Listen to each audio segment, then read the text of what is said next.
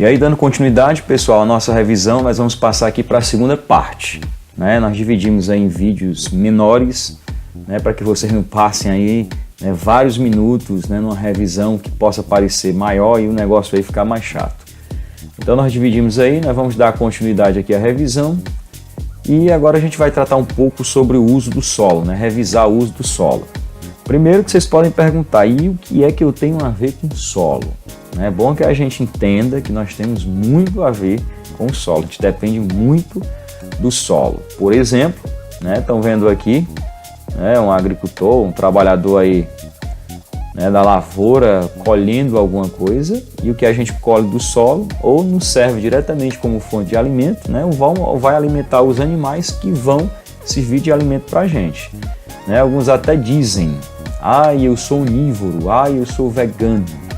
Quando nós estamos falando disso, nós estamos de uma forma ou de outra falando do solo. Porque o indivíduo que é vegano, né, é aquele que não come nada de origem animal. Então, certamente, boa parte da nutrição dele, da dieta, vem de vegetais. E vegetais estão justamente aonde? No solo. Dependem do solo. Mas eu sou onívoro, eu como carne. Sim, mas você come carne, por exemplo, como carne de vaca, e essa vaca precisou se alimentar de vegetais que estão no solo. Então, vamos ficar ligado aí dessa importância, né, do solo. Então, por isso que a gente tem que saber como utilizar e cuidar bem do solo. E aí, ficar atento com o tipo de planta que são as plantas leguminosas. Essas plantas leguminosas, elas vão ter muito a ver com o processo de fertilidade do solo, ou seja, o solo ser rico o suficiente para que a gente possa produzir, né, cultivar alguma coisa do nosso interesse. E planta leguminosa, já antecipando, são plantinhas como essa, né? Eu creio que isso aqui seja um feijão, aqui nós temos uma ervilha, aqui nós temos a soja. Então, o que é que tem em comum? Essas plantas aqui, o fruto delas fica guardado dentro de uma vagem. Vagem é chamada também de legume.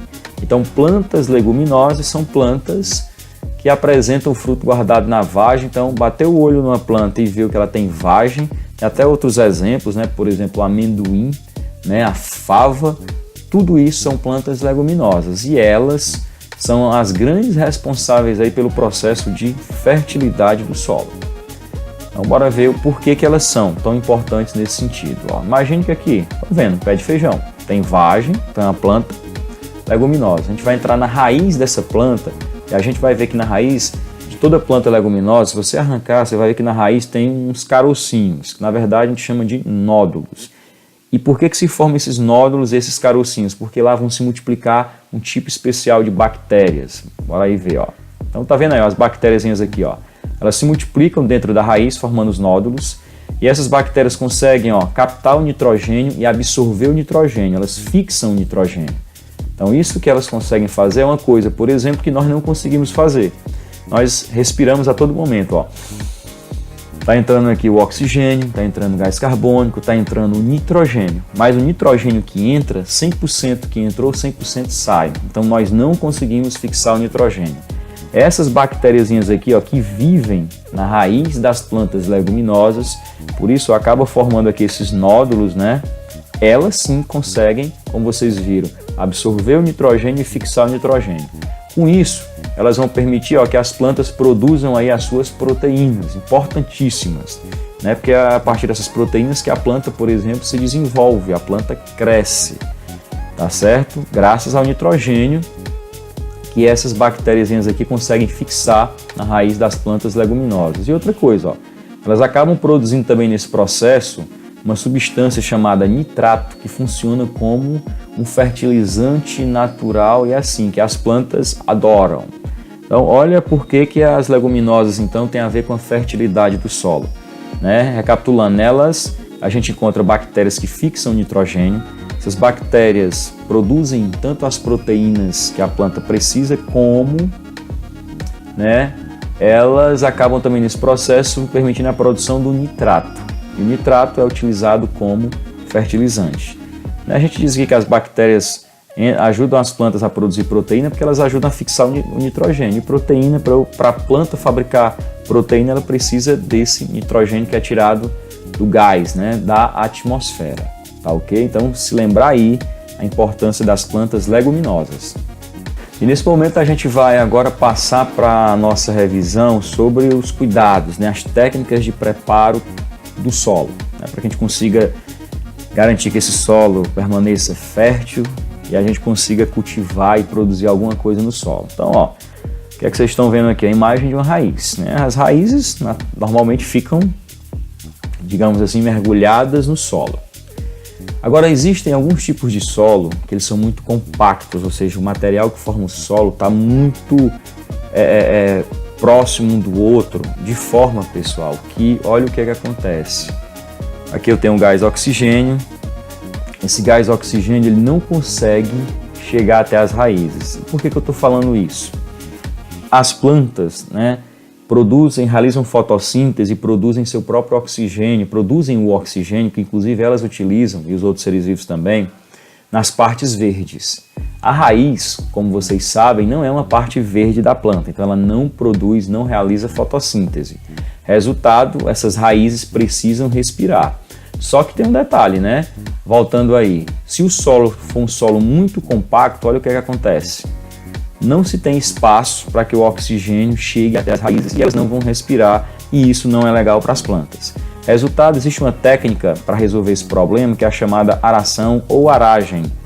Eu até que no livro de vocês tenham aragem, coloquei aí aração, mas aração, aragem vem, né, de aradar. E o que é aradar? É justamente mexer no solo, ó, para que aconteça isso no solo. A gente mexe no solo, deixa o solo mais fofo, e ficando mais fofo, se cria aí espaço para que aí sim o oxigênio chegue até as raízes e elas consigam absorver esse oxigênio, digamos, elas possam respirar e a planta assim se desenvolver.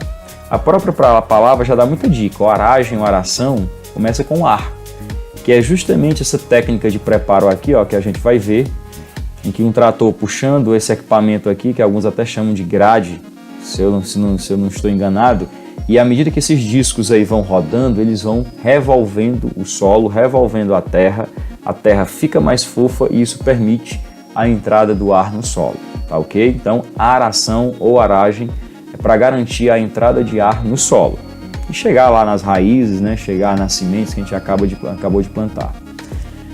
E aqui outras técnicas. Agora vamos falar de algumas técnicas que permitem a gente trabalhar o solo e preparar o solo para cultivar algo em ambientes acidentados, ou seja, ambientes que não são planos. Vamos imaginar que isso aqui é um serrote, é um morro, e aí a chuva vem. E quando a chuva vem, perceba o que é que vai acontecer aí, ó. Naturalmente essa água vai escorrer e vai correr com muita força.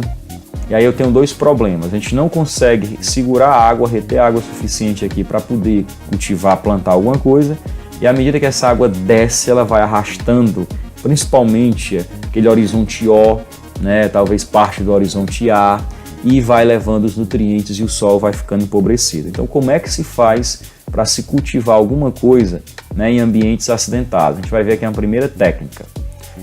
Poderíamos preparar um solo dessa forma, plantando um terreno acidentado em fileiras. Porém, perceba aí que ainda assim a água continua correndo com muita força, arrastando os nutrientes do solo, essa água não ficando retida como deveria. Então, a técnica que se faz para preparar o solo dessa forma é uma técnica, eu vou até voltar aqui com mais calma, para que vocês possam ver, que a gente vai plantando, ó, de acordo com o nível do terreno.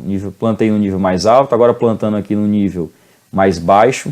E dessa forma, respeitando o nível do solo, o que é que acontece? A gente acaba plantando em curvas.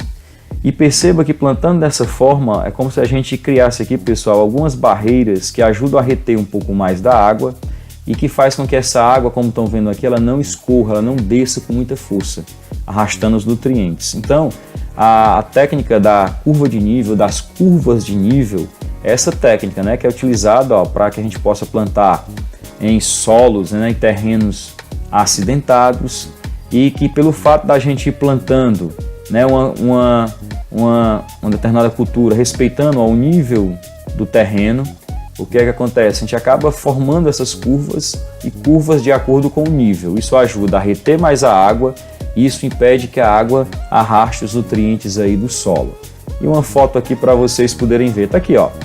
Visivelmente a gente percebe que é um solo que não é plano, ó, ele é acidentado, perceba que tem uma parte aqui mais baixa, uma parte mais alta, E à medida que vai se plantando, respeitando o nível do terreno, plantando aqui, por exemplo, na parte mais baixa, depois na outra mais alta, e assim até chegar no topo, o plantio ele segue curvas.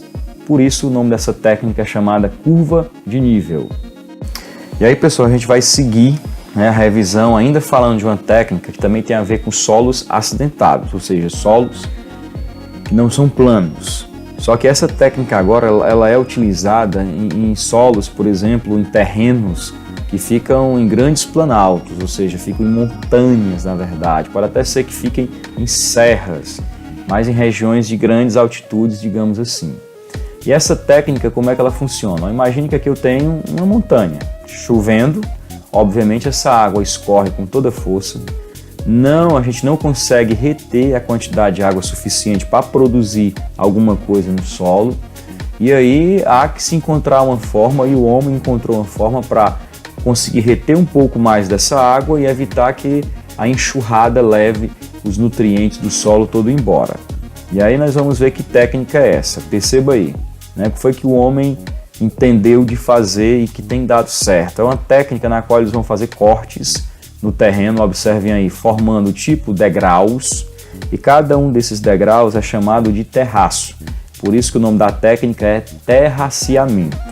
E cada terraço desse resolve dois problemas.